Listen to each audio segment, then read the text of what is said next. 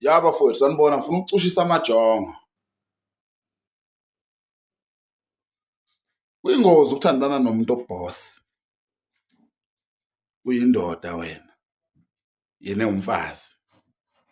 Kuyingozi ukuthi uthandane nomuntu ozofuna ukukulawula every time.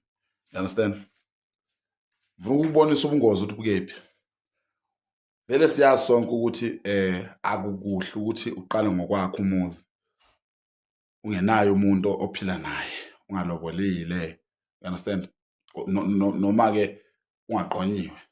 Kumele ube nomuntu wesimame ozokulekelela entweni zakho zonke ozenzayo. Indoda ihlala yodwa ayikwazi ukubhajetha ithenga umuzi. Ungabona indoda ithenga umuzi ihlala yodwa inenkinga ekhanda, kungenzeka ukuthi une-anger nabantu besifazane. You understand?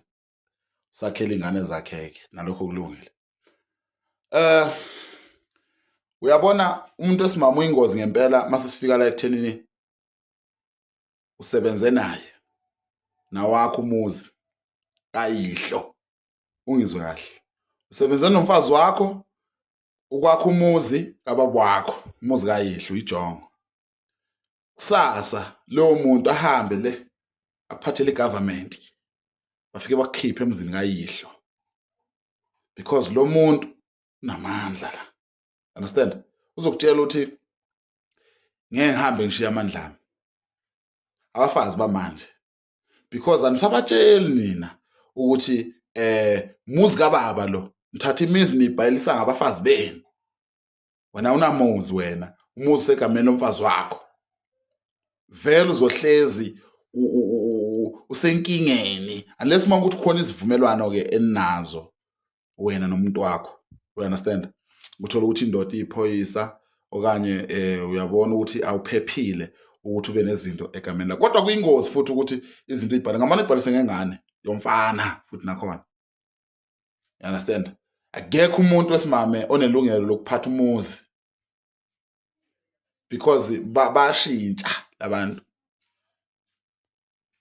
Avuke kushintshela umuntu uzibone nawe usurong and ngeke uzuwine because lo muntu unento emnandi, uyalaleleka. Noma engaye emaphoyiseni bazomlalela, afika ekhalise lapha bamthathe bamcomforte bamudle. You understand? Yeah, injalo-ke impilo. That is why obaba babe ney'mfihlo. Umfazi majongo kumele ukuthi kube umfazi owazi ukuthobela indoda. You understand? Okay. You understand? Umfazi kumele wazi ukuthi umuntu okwazi ukuthobela umuntu esilisa. Qala intombazane kumele iqale ngokuhlonipha ubaba wayo. Qala. You understand? Ayinabo umngane nje intombazane nendoda. Umfazi nje akumelanga abe nomngane nendoda. So bafowethu, kumele nazi ukuthi kuyingozi ukuthatha umuntu wesimama ungamtshela iqiniso ngoba nakho uthi uyamthanda. Lo muntu usuke umesaba, umthanda uyamsaba. You understand? Umuntu wesimama emtshela iqiniso ukuthi yakhona kini la. Akukhona kwakho. Akuwona umuzi wakho, yebo kwakho but akuwona umuzi wakho lo. Umuzi kababa. Ngwakhela ubaba lo muzi owakho umuzi nowami umuzi owethu sowakhelwa zingane zakho, zingane zethu. Kumele uyifundise umthetho, zifunde ukuyisebenzela ingane ukuze kusasa zisakhele umuzi. Thank you. Please subscribe Phunga Lenja TV. Sebenze lento. Wow.